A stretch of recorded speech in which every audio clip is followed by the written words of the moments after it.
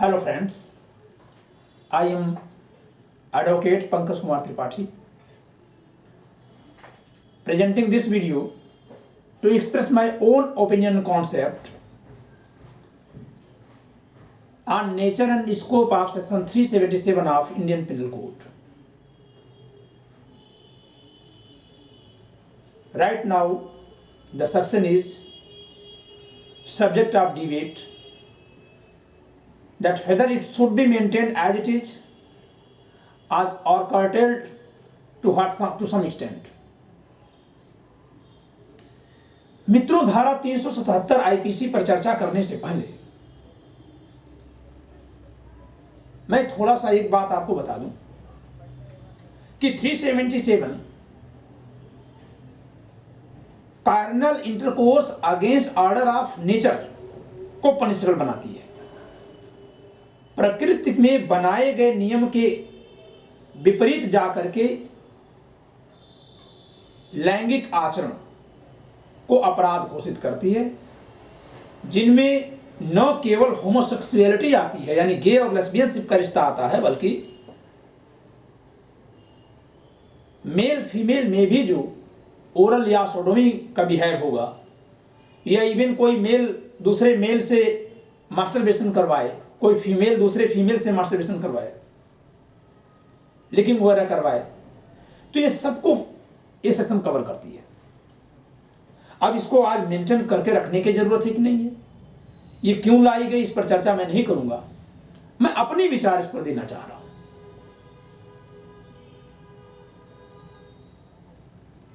Dear friends, before discussing on section 377, we must have to understand the 2 points about body structure, about the physical structure of human being. मनुष्य की शारीरिक संरचना, body structure तो पूरा का पूरा, चाहे वो भीतर से हो, बाहर से और मेंटल, 3 चीजें, इन सबको समझने के लिए 2 बातें जाननी आवश्यक है। The first is कि कोई पुरुष केवल शरीर से पुरुष नहीं होता है, उसके पास मेल ऑर्गन्स हैं, मेल फिजिक है, फादर बनने लायक है, इतने से ही वो मेल नहीं होता, इतने से ही पुरुष नहीं होता, बल्कि उसके साथ मेल मेंटेलिटी भी, मेल माइंड भी होता है। मेल मेंटेलिटी नहीं, मेल माइंड भी होता है, उसका मन भी मेल होता है। ठीक उसी तरह से कोई फीमेल केवल अपने बॉडी या जननांगों की वजह से ही फीमेल नहीं होती, बल्कि उसका मन भी फीमेल होता है। यहां मन का, माइंड का मतलब क्या, मैं किस सेंस में माइंड या मन को यूज कर रहा हूं, चाहे और कितने सेंसेस में ये टर्म यूज किया जाता हो, मुझसे इससे मतलब नहीं। मैं माइंड को इस सेंस में यूज कर रहा हूं। मैं यानी आप मेरी बातों में, जब मेरी आज बात करूंगा इस वीडियो में, जब कहीं मैं मन या माइंड शब्द का यूज करूंगा तो प्लीज आप इतने ही सेंस में लीजिएगा। मेरा यहां मन शब्द से अर्थ पुरुष की उस मन से है जिसकी वजह से वो नारी की तरफ आकर्षित होता है। Here the term mind means the attraction of female in male और attraction of a male into female. यानी हम शरीर तो पुरुष की रखते हैं, इतने से पुरुष नहीं है, बल्कि हम इससे आगे भी कुछ हैं कि हमारा महिलाओं में आकर्षण है, यौन आकर्षण है, सेक्सुअल अट्रैक्शन है। इसी तरह से हम में से जो महिलाएं हैं वो सिर्फ शरीर से महिलाएं नहीं है, बल्कि उनका पुरुषों से यौन आकर्षण है। तो पहली बात तो ये ध्यान रखनी है। दूसरी बात ये भी ध्यान रखनी है कि जब ये 2 एलिमेंट्स मिलकर पुरुष या स्त्री का निर्माण कर रहे हैं, क्या, एक उसकी फिजिक और एक उसका माइंड, तो ये पॉसिबल है कि दोनों में कहीं कोई गड़बड़ी हो गई हो बाय बर्थ। यह संभव है कि कोई शरीर से तो पुरुष हो बट मन से स्त्री हो। इसका मतलब क्या हुआ कि वह देह में पुरुष है, शरीर में पुरुष है, बॉडी वो मेल है, बट उसका अट्रैक्शन फीमेल की तरफ नहीं है बल्कि मेल की तरफ। और मेल की तरफ उसका कैसा अट्रैक्शन है, जैसे कि एक लड़की का मेल की तरफ अट्रैक्शन होता है सेक्सुअल, उस तरह से वो मेल को देखता है।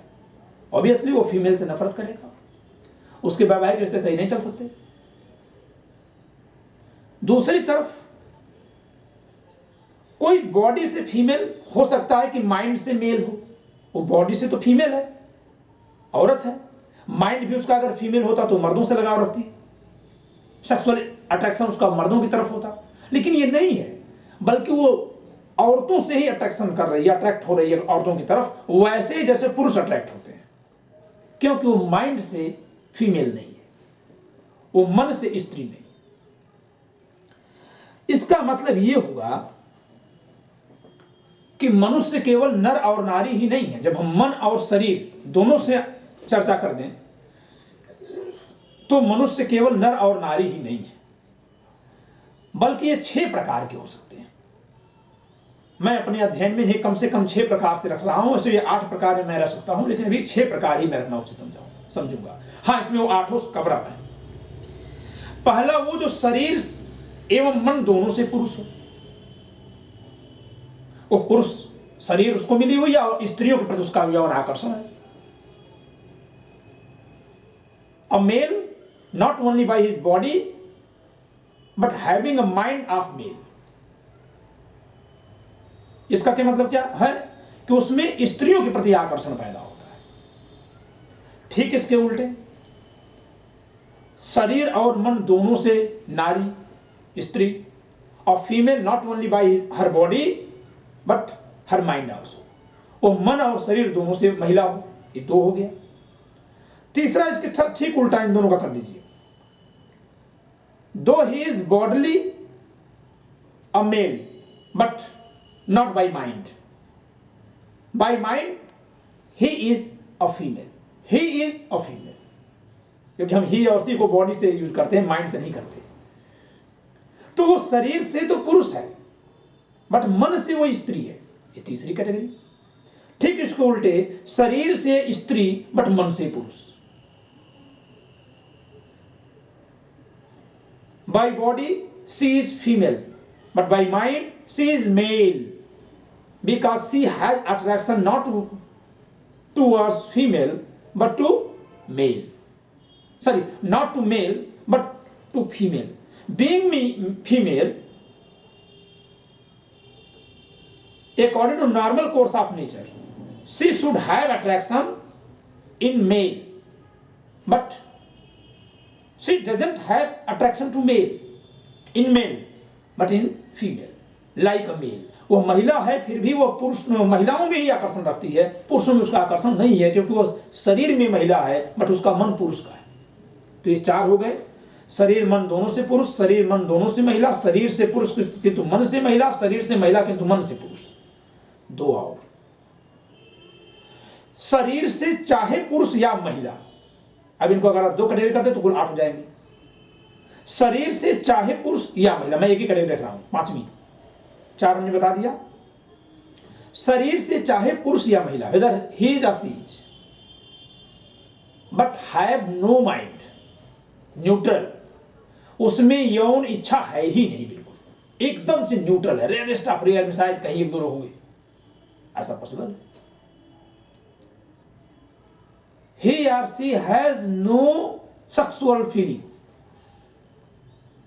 हम इन्हें एब्सोल्यूट इंपोर्टेंट कहते हैं, आत्यंतिक नपुंसक कहते हैं, यानी इनके पास शरीर तो पूरी बट मन ही नहीं है। और ठीक इसका उल्टा कर दीजिए, मन से तो वो नर या नारी हो, यानी नर या नारी के रूप में उसके अंदर अट्रैक्शन है, सेक्सुअल फीलिंग्स हैं, but have no body either of a complete woman or a complete man। न तो वह पूरी तरह से पुरुष है अथवा न ही पूरी तरह से महिला है, यानी उसके जननांग विकसित ही नहीं हुए हैं। इन्हें हम एनोंच या हिजड़ा कहते हैं, 3rd जेंडर कहते हैं। मित्रों देखिएगा, हम लोग केवल शरीर की संरचना से सारे मनुष्यों को केवल 3 वर्ग में रखते हैं, पुरुष, महिला और हिजड़ा, लेकिन हम जब इसको कैटेगराइज कर रहे हैं तो इसमें 6 कैटेगरीज निकल के आ रही है। ये शरीर से कम है, इस नाते हिजड़ा है। और मैं कहूं अगर शरीर पूरी और मन से ही अभाव हो, मन ही ना हो इसके अंदर, तो मैंने जो 5वें कैटेगरी में रखा वो होगा। ये शरीर से महिला है, इस नाते महिला है, लेकिन अगर ये शरीर से महिला हो के मन से पुरुष हो तो चौथी कैटेगरी। ये शरीर से पुरुष है, मन से भी पुरुष है, लेकिन अगर शरीर से पुरुष हो के मन से महिला हो जाए तो तीसरी कैटेगरी। तो 3 कैटेगरी ये है और 3 हमने इसको और बना दिया। इस प्रकार 6 कैटेगरी के मनुष्य मेरी समझ से होते हैं। अब जब ये इतने प्रकार के मनुष्य होते हैं तो प्रश्न ये है कि इनकी फीलिंग क्या अप्राकृतिक है? The question is whether there feelings are unnatural और नेचुरल। तो क्या ये कहा देना कि फीलिंग्स अननेचुरल है? किसी में क्रोध ज्यादा है, कोई ज्यादा एक्साइटेड हो जाता है किसी बात को लेकर, तो क्या ये अननेचुरल है कि नेचुरल है उसके लिए? वो तो नेचर है ना भाई, बर्थ है। तो मैं इस पे कहूंगा कि मित्रों, उपर्युक्त जो 6 संरचनाएं बताई गई, जो 6 प्रकार के मनुष्य बताए गए हैं, वो उतने ही प्राकृतिक हैं जितना कि किसी का मोटा या दूसरे का पतला होना, किसी का बुद्धिमान लेकिन किसी का बेवकूफ होना, किसी का गोरा या किसी का काला होना, ये उतनी ही तरह प्राकृतिक संरचनाएं हैं जितनी कि ये चीजें हैं। किसी का स्वस्थ, किसी का कमजोर शरीर वाला हो। और हम चाहे भले ही आदर्श मनुष्य की खोज में मानक बनाते समय, पैमाना बनाते समय, पैरामीटर बनाते समय एक आइडियल ह्यूमन बॉडी की लंबाई लिख लें, ये है वो है ऐसे है, पर इसका ये तो मतलब नहीं है कि किसी काले व्यक्ति को, किसी छोटे व्यक्ति को, किसी दुबले व्यक्ति को पनिश कर दिया जाए क्योंकि वो काला छोटा दुबला हो गया। कहीं 377 ऐसा नहीं करते। अगली बात, अब हम चलते हैं 377 पर। 377 कॉलोनियल टाइम में लिख दी गई। मेरा अपना मानना है कि जैसे ड्रग्स को टेस्ट करने के लिए पश्चिमी देश या शायद हमारे देश में भी तमाम कंपनियां होंगी, अफ्रीका को यूज कर लेते हैं ये लोग। हथियारों को यूज करने के लिए पश्चिमी क्षेत्र का सहारा लेते हैं, अफगानिस्तान, इराक, ईरान, यहां भी यूज करते हैं हथियार। ये देखते हैं कितने लोग मरे फटे। मुझे लगता है कॉलोनियल टाइम में उसी तरह से इंडिया में लॉ का टेस्ट किया गया था, बहुत सारे लॉ के टेस्ट हुए। और मेरा अपना मानना है कि इसी नाते इंडिया में सबसे ज्यादा लॉ शायद होंगे, इसके बावजूद भी यह व्यवस्था लॉ से नहीं सुधरती है। अगर कुछ सही दिख रहा है तो वो यहाँ के लोगों की थोड़ी सोच है, थोड़ी यहाँ की सिटीजनशिप में जो कैरेक्टर है, जो कल्चर है, जो एजुकेशन है, जो त्याग की भावना, वो है। लॉ तो कुछ भी नहीं कंट्रोल करता है।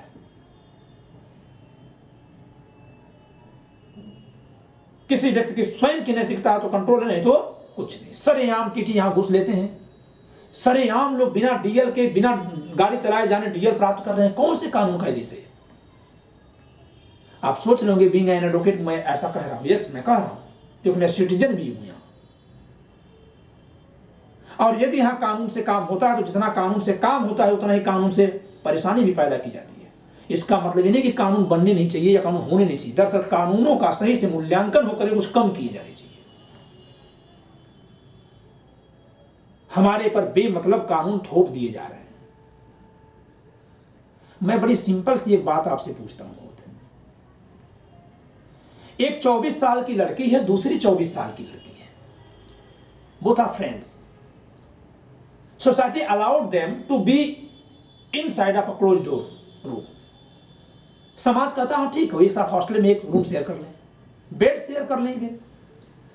और बेड शेयर कर रहे हैं, दरवाजा बंद करके आपस में उन्होंने शरीर से कोई एंजॉय किया,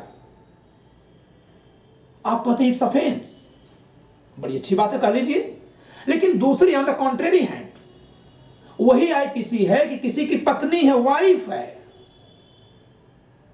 और वो किसी दूसरे पुरुष के साथ संबंध बना लेती है, पति को धोखा देती है, समाज के लिए अनैतिक करती है, गलत करती है, लेकिन उसे पनिशमेंट नहीं है, ये कह के कि क्योंकि उसका सामाजिक अपमान हो जाता है, इस नाते उसके लिए दंड की व्यवस्था नहीं होनी चाहिए। वारे आपका कानून। उस महिला ने जिसने इतना बड़ा गलत काम किया, मैं समाज की नजरों की बात कर रहा हूं, मेरी व्यक्तिगत राय में पूछिएगा भी, लेकिन उसके लिए कानून में दंड की बात नहीं, क्योंकि उसका अपमान ही पर्याप्त है। तो इन दो लड़कियों ने जो किया इसमें तो कुछ गलत ही नहीं है समाज के हिसाब से देखा जाए तो। और अगर समाज के हिसाब से गलत हो तो समाज को पीड़ा क्या है? रह गई बात धर्म की, और संस्कृति की, तो मुझे हंसी आती है कि धर्म के नाम पर तमाम बड़े ठेकेदार आज कानून की चद्दर ओढ़ने के लिए परेशान हो गए हैं, क्योंकि उनका धर्म समलैंगिकता को समर्थन नहीं देता, होमोसेक्सुअलिटी के अगेंस्ट है। इस नाते 377 को होना चाहिए। तो आपका धर्म तो पहले से ही मना करता रहा होगा, फिर 377 के पक्ष में आप क्यों हैं? नहीं, मेरी बात समझ में नहीं आई होगी, थोड़ा और समझिएगा। आपका धर्म तो मूर्ति पूजा को हराम कहता है, और आपका धर्म सुअर खाने को हराम कहता है, आपका धर्म वेश्यावृत्ति को हराम कहता है, आपका धर्म ब्याज खाने को हराम करता है। तो क्या आपके धर्म के अनुसार सारे कानून बना करके सारे कृत्य अपराध घोषित कर दिए जाने चाहिए? एक कोई है वो कहता है हमारे धर्म में मूर्ति पूजा हम करेंगे, वो एक धर्म कहता है हम नहीं करने देंगे, उनके यहां हराम है, इनके यहां है। धर्म को तो कानून इसमें क्या करेगा? कानून धर्म के प्रवर्तन का विषय नहीं है मित्र। धर्मों के प्रवर्तन का विषय स्वयं धर्म है, साधन उनका स्वयं वो है। और नहीं तो मैं एक प्रश्न पूछता हूं कि फिर क्या धर्म की सारी विधियां, खासकर जो पर्सनल लॉज हैं, उनको डिलीट करके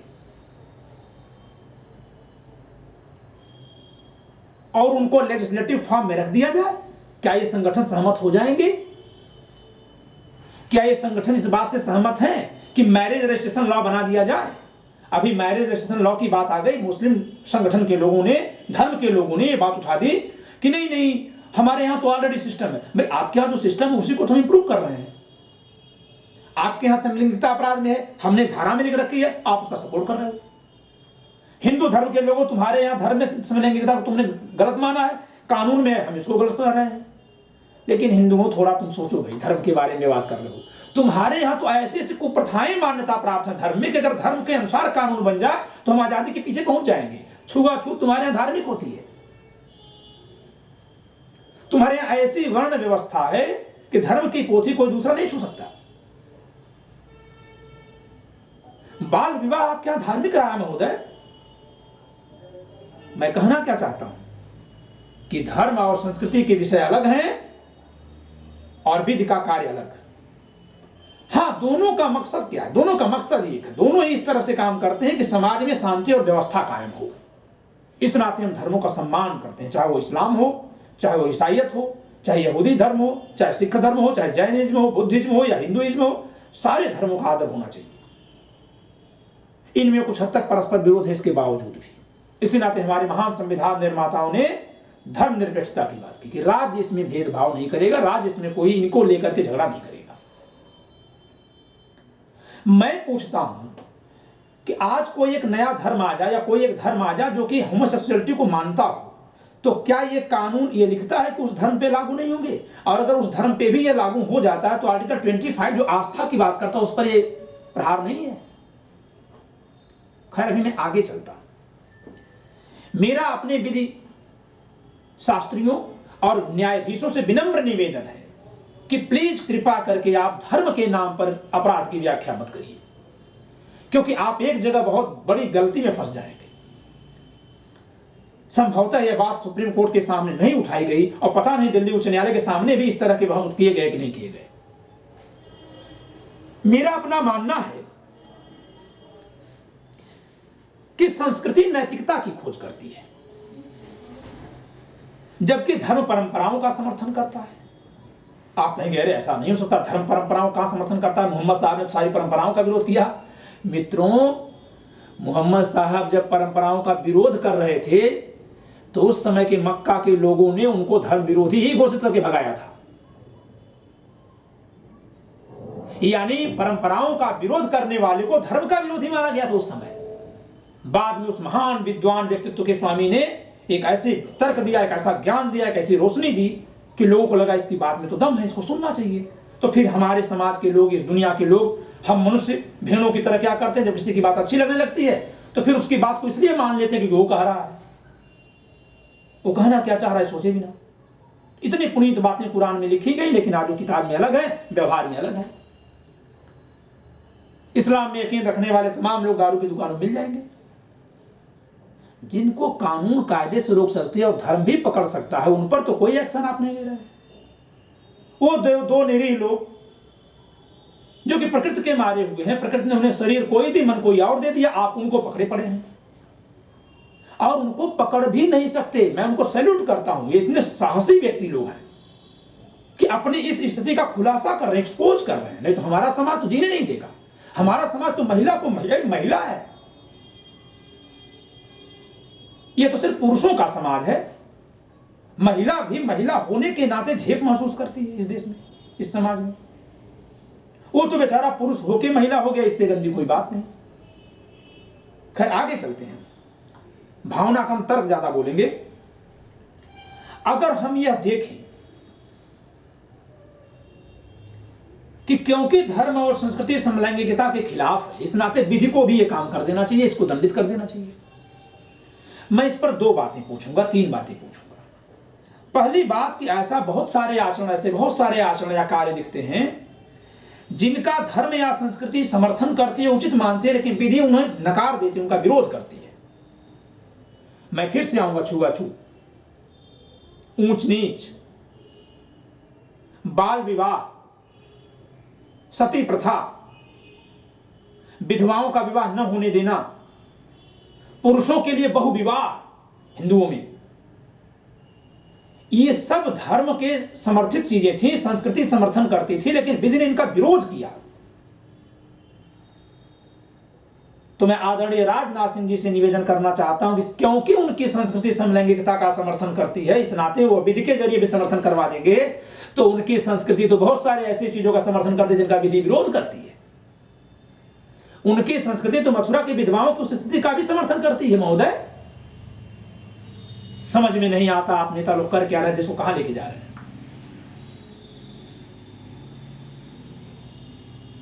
कभी तो मुक्त हस्त से चिंतन करवा के देखिए। और मैं आप पे आरोप लगाता हूं कि आप लोग सिर्फ वोट बैंक की राजनीति कर रहे हैं और देश को गुमराह कर रहे हैं।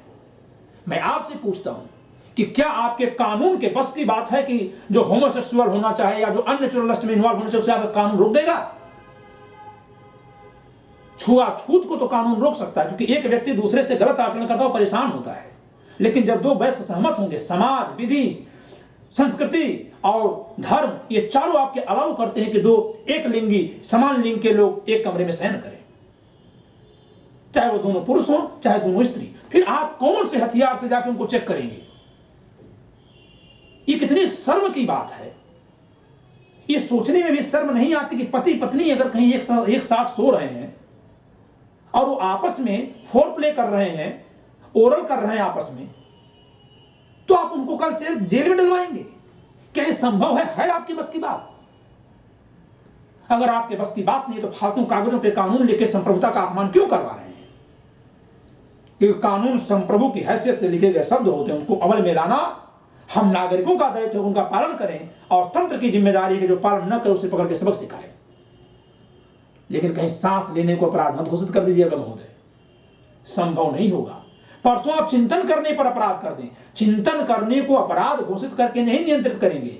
धर्म और विधि का हिस्सा। मैं सम्मान करता हूं कि आपने कहा आपकी संस्कृति का अभिन्न अंग है, मैं आपकी इस बात का कायल हूं, समर्थन करता हूं, लेकिन तब संस्कृति के दम पे रोकिए ना उसको। अब आप कहेंगे मैं कहना क्या चाह रहा हूं, समझिएगा जरा, मैं अपनी बात आप तक पहुंचा सकूं। मैं बस ये कहना चाहता हूं कि संस्कृति का पालन व्यक्ति नैतिकता के कारण से करता है, और नैतिकता भीतर से आती है। यानी जो भीतर से आती है वह स्वतः मेरे अंदर है, चाहे मैं एक कमरे में अंदर बंद हो जाऊं चाहे सड़क पे चल रहा हूं। इसी तरह से धर्म ईश्वर की आस्था और पुनर्जन्म या कयामत में जो भय की अवधारणा है उस पर कार्य करती है। या तो ईश्वर में आस्था के नाम पे आदमी सही करेगा, और जो थोड़े गलत भी हैं वो कहीं पुनर्जन्म में कहीं अगला जन्म उनका गधे का ना हो जाए, छुछुंदर का ना हो जाए, कीड़ा मकोड़ा ना बन जाए, इतना तो डरेंगे। या कयामत के दिन जाएंगे तो अल्लाह जी को क्या मुंह दिखाएंगे। और ध्यान दीजिएगा कि संस्कृति और नैतिकता के औजार तो हमारे कानूनों से बड़े तीखे हैं, बड़े ज्यादा नुकीले हैं, बड़े ज्यादा प्रभावी हैं। आप उन्हीं का सहयोग लेकर के अगर मानते हैं कि समलैंगिकता गलत है तो उन्हीं का प्रयोग करके रोकिए। क्या आपको अपने धर्म और संस्कृति की ताकत पर भरोसा नहीं है, जो कानून की भीख मांग रहे हैं आप? मैं पूछता हूं कि कुरान की हर एक लाइनों में, आयतों में लिखा हुआ है, ऐ ईमान वालों, अल्लाह ने फरमाया है कि तुम ये आचरण करो, और जान लो कि तुम सोच रहे हो कि तुम अकेले में कर रहे हो, कोई नहीं देख रहा है, अल्लाह देख रहा है। ये कितनी कीमती शब्द है। और मैंने कुरान का उदाहरण दिया, इसका मतलब नहीं कि अन्य धर्मों में नहीं, सारे धर्म ईश्वर की संकल्पना पर चलते हैं। ईश्वर की संकल्पना का मतलब एक सत्ता, एक काल्पनिक सत्ता, जिसे व्यक्ति कल्पना से बहुत अधिक मानता है, अपने से ज्यादा मानता है।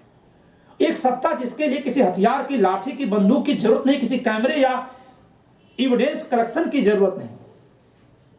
तो जब दो व्यक्ति आस्थावान है, और हो सकता है कि वो शरीर से पुरुष किंतु मन से स्त्री हो, शरीर से पुरुष किंतु मन से स्त्री हो, और इस प्रकार वो दोनों अपने शरीर का समलैंगिकता में प्रयोग करना चाहते हो, लेकिन किंतु उनके धर्म में आस्था, संस्कृति में आस्था है, नैतिकता है, ईश्वरीय आस्था है, इस नाते बंद कमरे में उस काम को नहीं करेंगे।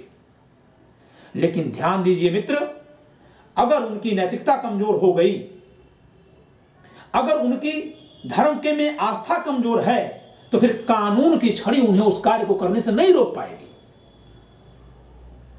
यानी यहां कानून तो बिना एक्सीलरेटर की गाड़ी है, उसका कोई मतलब ही नहीं है। यहां वो चाहे तो आपस में करें, चाहे तो न करें, आपको रोकना हो तो धर्म से रोकिए।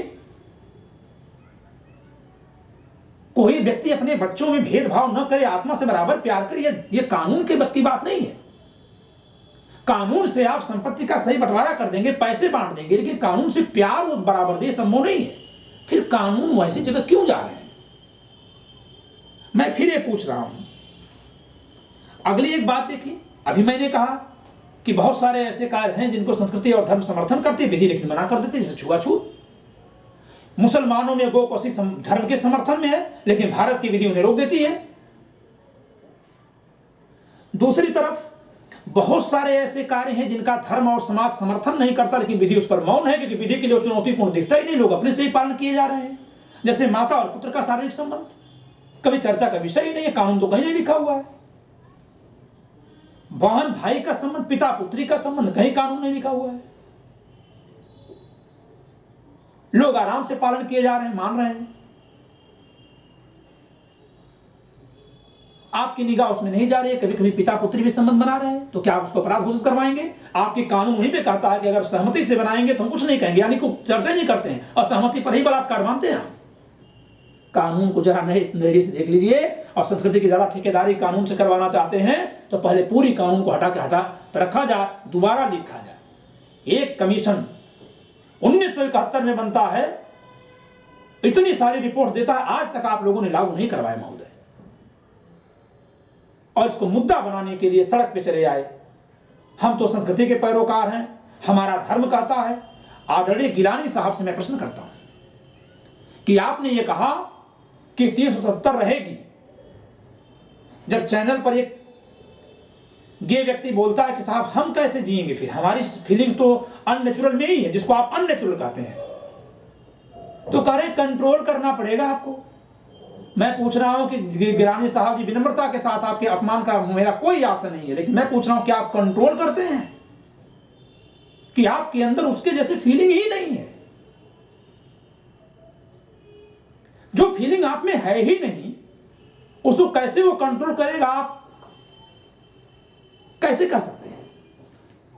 हमारा देश दिखावटियों और बनावटियों का देश बन गया है।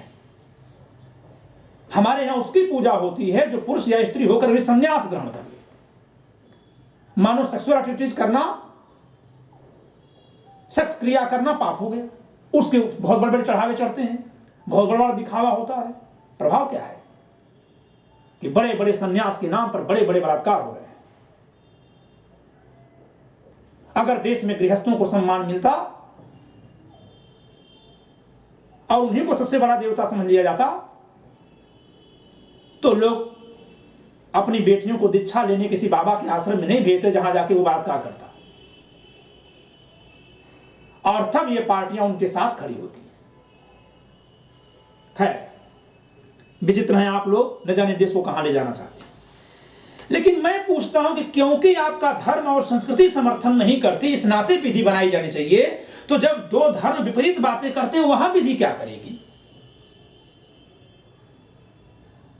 एक धर्म कहता है मूर्ति पूजा हराम है, ये कहेगा हम मूर्ति बना के ही पूजा करेंगे। अब यहां विधि क्या करेगी? नहीं, आप ही ने तो कहा है कि क्योंकि समलैंगिकता हमारे संस्कृति के खिलाफ है, उन्होंने कहा हमारे कुरान में धर्म में हराम है, इस नाते हम इस कानून के जरिए उसको इन्फोर्स करेंगे।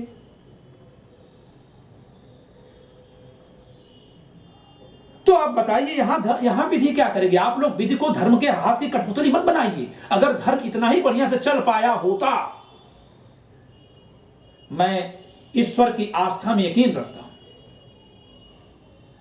और मेरे नजर में चाहे मोहम्मद साहब हो, चाहे राम हो, चाहे कृष्ण हो, चाहे ईसा मसीह हो, चाहे गौतम बुद्ध हो, चाहे गुरु नानक हो, ये सब के सब महान लोग हैं। मैं जिस आंख से देखता हूं इनकी बातों में कहीं कंट्राडिक्शन दिखता ही नहीं है। जो कंट्राडिक्शन है वो समय और परिस्थितियों का है। जैसे भगवान राम समुद्र के पास जाते हैं, पहले अनुनय विनय करते हैं और 3 दिन के बाद वो तीर चढ़ाते हैं। जो पहले देखा होगा केवल एक दृश्य वो समझेगा कि ये तो बहुत डरपोक आदमी है, और जो 3 दिन बाद का केवल एक दृश्य देखेगा वो कहेगा तो बहुत उपद्रवी आदमी है, लेकिन पूरा नहीं देख पाएगा। पूरा वो देखेगा तो दोनों दृश्य को एक साथ देखेगा। ठीक उसी तरह से इन महामानवों में हमें कहीं कोई विसंगतता नहीं दिखाई देती, क्योंकि सबने अपने अपने समय में अपने अपने परिस्थितियों के अनुरूप तर्क सम्मत आचरण की पेशकश की है। लेकिन हम लोग उन्हें मूर्तियों मजारों में कैद करके चढ़ावा चढ़ाते हैं, खाते हैं, और उनके नाम पर अब कहीं कोई आजादी की मांग कर रहा तो उसके लिए लड़ाई लड़ रहे हैं। मैं आपसे पूछता हूं फिर से वही प्रश्न कि अगर हम पति पत्नी आपस में ओरल करते हैं तो आप क्या दंडित कर पाएंगे? पकड़ पाएंगे हमें? कौन सा कानून इजाजत देगा जो हमारे घर में आप कैमरा लगाएंगे? कौन सा कानून आपकी इजाजत देगा जो हमारे बेड में आकर के हमारे पुलिस अधिकारी कर्मचारी चेक करेंगे कि आपने कहां कैसे किया?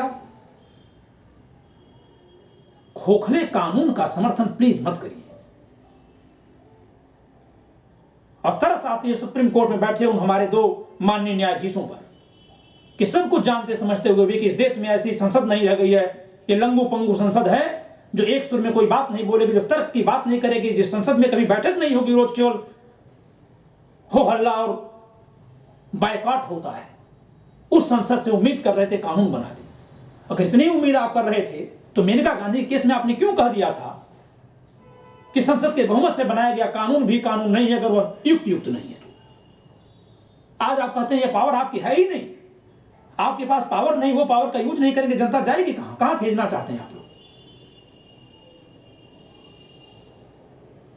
बड़े विनम्रता के साथ कह रहा हूं कि अगर वह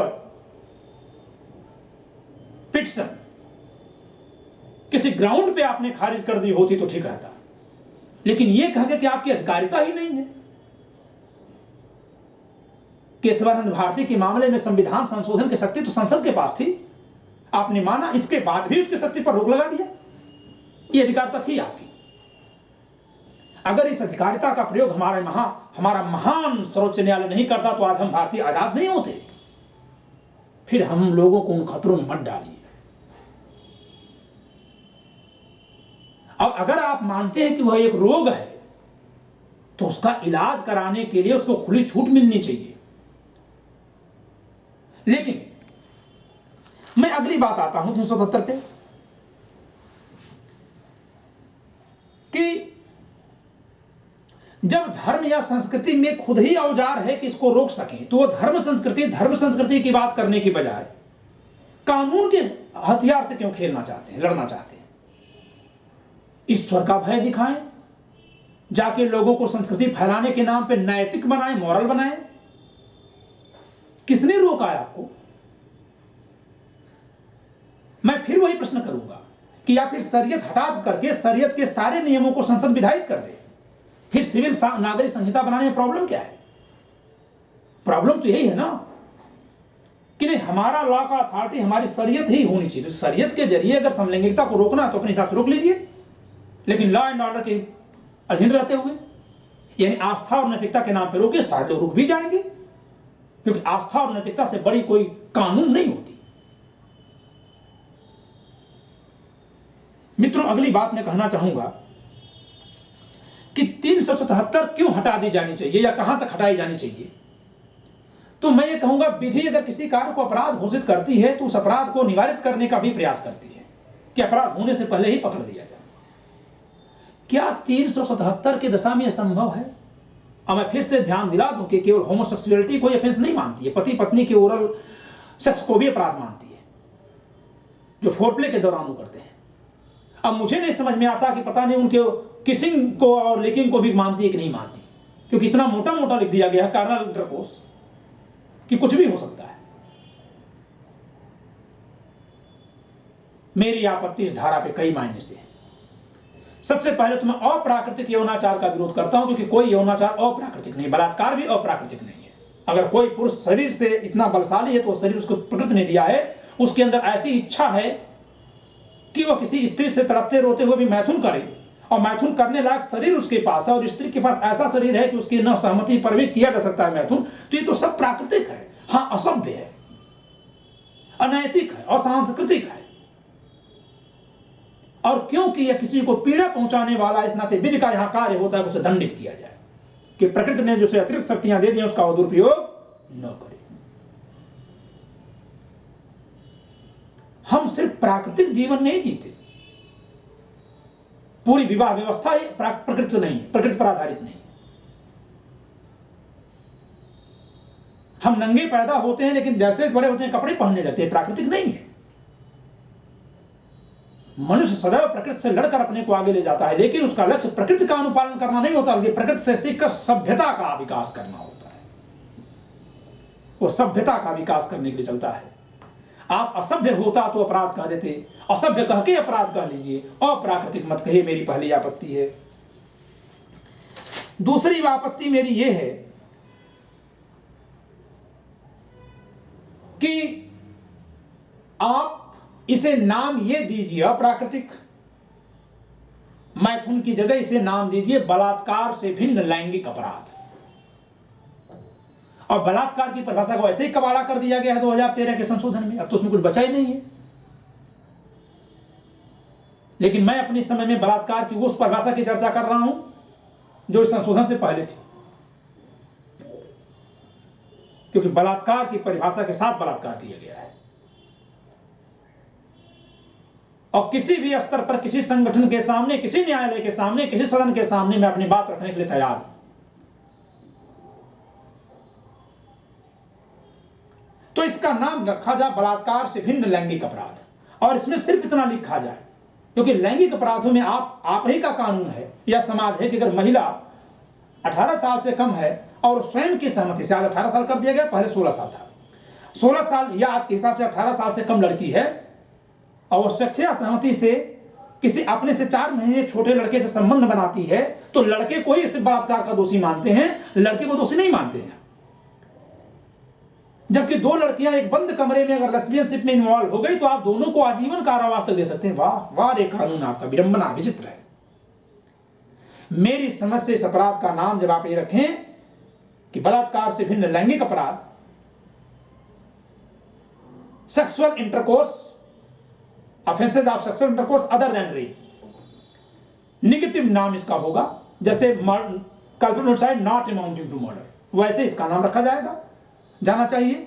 और इसके बाद इसके डिफिनीशन में क्या रखा जाना चाहिए, क्योंकि लैंगिक अपराध करके किसी अन्य को चोट कारित करने की क्षमता पुरुष शरीर में, और पुरुष शरीर में भी, मेल बॉडी में भी, जो मेल माइंड से हो, यानी जो अपने मेल ऑर्गन से ही सेक्स करने की इच्छा रखता हो। तो मेरी समझ से इस परिभाषा को इस प्रकार कर दिया जाना चाहिए कि जो कोई पुरुष एक पुरुष के रूप में, और रूप में की स्पष्टीकरण में व्याख्या कर दी जाएगी कि रूप में का मतलब क्या है, जो कोई पुरुष एक पुरुष के रूप में किसी अन्य स्त्री या पुरुष के साथ मुख मैथुन या उसके इच्छा एवं सहमति के बिना मुख मैथुन या गुदा मैथुन करता है, अथवा उससे हस्त मैथुन करवाता है, या कोई भी स्त्री या पुरुष किसी जंतु के साथ यौन आचरण करता है, तो उसे बलात्कार से भिन्न लैंगिक अपराध कहा जाएगा और इसके लिए वह दंड का पात्र होगा। मेरा अपना विचार है कि महिलाओं को इससे बिल्कुल बाहर किया जाना चाहिए, क्योंकि महिलाओं को आपने बहुत सारे लेवल पे बाहर किया, इससे बड़े बड़े अपराधों में इन्वॉल्व होने पे भी आप उनको अपराध नहीं मानते हैं। क्यों? क्योंकि इस समाज में महिलाओं की दशा बहुत दबी कुचली है, और अपराध बना देंगे और प्रॉब्लम हो जाएगी। दूसरी बात, क्योंकि आपका समाज, संस्कृति, नैतिकता और सदाचार, ये सब के सब विधि भी 2 पुरुषों या 2 स्त्रियों को एक साथ शयन करने की आज़ादी देती हैं, या एक पुरुष एक स्त्री को एक साथ अपनी इच्छा से सोने की आज़ादी देती हैं। पति पत्नी को धर्म भी इजाजत देता है। ऐसे में वो भीतर आपस में पारस्परिक सहमति से शरीर का किस प्रकार उपयोग करेंगे, इस पर चर्चा विधि में मत करिए। अगर आपको लगता है गलत है तो ईश्वर का भय दिखाइए, अनैतिक होने की बात उनसे कहिए कि आप अनैतिक मालूम पड़ेंगे, लेकिन उनको जेल में मत भेजिए, क्योंकि आप भेज भी नहीं सकते। यह ऐसा कार्य है जिसको पकड़ पाना संभव नहीं है, क्योंकि फिर क्या वीडियो कैमरे लगेंगे, फिर क्या आप एक फतवा कल फिर जारी करेंगे, किसी हॉस्टल में, किसी घर में 2 बहनें साथ में नहीं सोएंगी, ननद और भाभियां साथ में नहीं सोएंगी, 2 सगे चचेरे भाई कजिन आपस में एक बिस्तर पे नहीं सोएंगे। फिर कौन पूछने जाएगा कि तुम लोग गे हो गए थे रात में कि नहीं? इस नाते कृपा करके ऐसे गलत कानून का समर्थन मत करिए। और सुप्रीम कोर्ट ने जो राजनीतिक तरीके से गेंद उछाल के डाल दी है, सुप्रीम कोर्ट जो रोज आए दिन एक नई नई बातें कहता रहता है, वह सुप्रीम कोर्ट को आज न जाने क्या ऐसा इसमें दिखाई दिया कि उस पर निर्णय देने की बजाय, मैं ये नहीं कह रहा हूं कि मैं जो पाना चाहता हूं वो मुझे मिलना चाहिए, लेकिन मैं जरूर कहता हूं कि सर्वोच्च न्यायालय से जो उम्मीद थी कि वो तर्कपूर्ण खंडन कर दे, सुप्रीम कोर्ट ने ये नहीं किया है। मित्रों, मैं फिर से एक बात पूछूंगा कि अगर, क्योंकि धर्मों में यह अस्वीकार्य है, अप्राकृतिक यौनाचार धर्मों में अस्वीकार्य है। चलिए, हम नहीं जाते हैं खजुराहों की मूर्तियों में, हम नहीं जाते हैं जातक कथाओं में, सब में है, सब में अप्राकृतिक यौनाचार को सही ठहराया गया है, लेकिन हम नहीं जाते हैं उसमें, हम उसमें नहीं जाते, हम कामसूत्र में नहीं जाते, हम मान लेते हैं कि यह धार्मिक है। तो मैं फिर पूछता हूं कि विधि वहां क्या करेगी जहां 2 धर्म आपस में टकराते हैं? एक कहेगा गां का मांस खाना हमारी बकरीद का उत्सव है, दूसरा कहेगा ये तो हमारी मां है। एक कहेगा मूर्ति पूजा हराम है, हम तोड़ के फेंक देंगे, एक कहेगा मूर्ति पूजा, मूर्ति तो हमारे भगवान है। प्लीज कृपा करके देश को धर्म के नाम पर कानून बनाने के लिए मजबूर मत करिए, नहीं तो अनुच्छेद 25 का क्या होगा, जिसमें लिखा गया था कि धर्म में आस्था रखना चाहे तो रखे, चाहे तो नास्तिक बन जाए, हम किसी धर्म में नहीं है। अगर सिर्फ धर्म के नाम की वजह से ही 377 कायम रखना है, केवल धर्म की वजह से ही, तो मैं एलएसबीटी के लोगों से एक निवेदन करूंगा कि आप कुछ दिन के लिए अपने को नास्तिक कह दीजिए। देखिए, फिर ये कहते हैं कि कानून आप पे नहीं लागू होगा, और अगर इसके बाद भी इस कानून को लागू करवाते हैं तो अनुच्छेद 25 का असर क्या हुआ? यह कॉलोनियल कानून है महोदय, ध्यान में समझिएगा। हमने कई सारे कानून बड़े जल्दी में फॉलो कर लिए, जैसे पुरुषों का एकल विवाह और तलाक भी।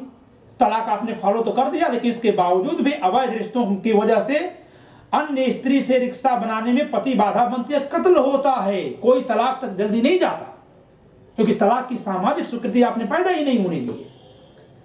और यदि बहुविवाह होता तो स्त्री बच जाती, क्योंकि दूसरा विवाह कर लेता। इसका मतलब ये नहीं कि मैं बहुविवाह की वकालत कर रहा हूं, इसका मतलब बस मैं इतना कहना चाह रहा हूं कि आनंद फानंद में दूसरे का कोट जैकेट लाके पहन लिया तो ये सोचिएगा कि वो उसके आदी था। ब्रिटेन में एकल विवाह है, लेकिन वहां विवाह में रहते हुए ही डायना किसी भी पुरुष के साथ सो सकती थी। वहां समाज इसको स्वीकार करता है। आपके यहां गंदा इसको माना जाएगा, आपकी मान्यताएं अलग, उनकी मान्यताएं अलग। आप यहां से बैठ कहेंगे वो बड़े गंदे लोग हैं, और वो वहां से बैठ कहेंगे पिछड़े लोग हैं, जाहिल लोग हैं, क्योंकि हर कोई जो कार्य स्वयं करता है उसको अच्छा लगता है, जो नहीं करता उसे बुरा लगता है। सामान्य मस्तिष्क है। तो मेरा निवेदन यही है कि इस कानून को इस प्रकार सुधारा जाना चाहिए, और इसमें प्लीज करके, कृपया करके धर्म और कानून का घालमेल बंद किया जाना चाहिए।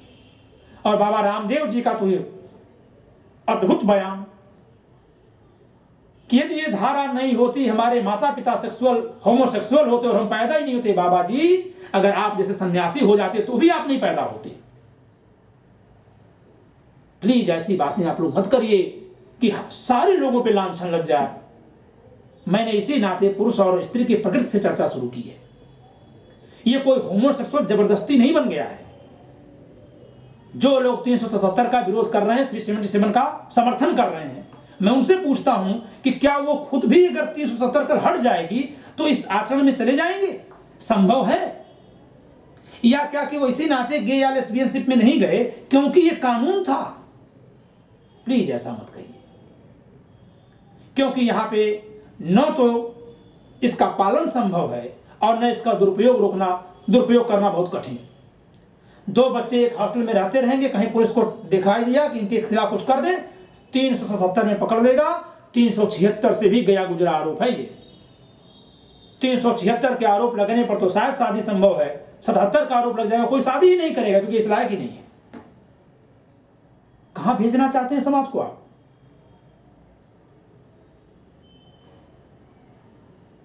मैं अपने सुनने वालों से निवेदन करता हूं कि मैं हर एक मंच पर इस धारा को जहां तक सीमित किया जाना चाहिए वहां तक के लिए अपने तर्क रखने के लिए, इस पर बहस करने के लिए, यहां तक कि एक अधिवक्ता के रूप में विभिन्न उच्च न्यायालय से लगाए सर्वोच्च न्यायालय और निम्न न्यायालयों में अपनी सेवाएं देने के लिए तैयार हूं, मुफ्त में। आप इस वीडियो के नीचे लिखे गए नंबर पर मुझसे संपर्क कर सकते हैं।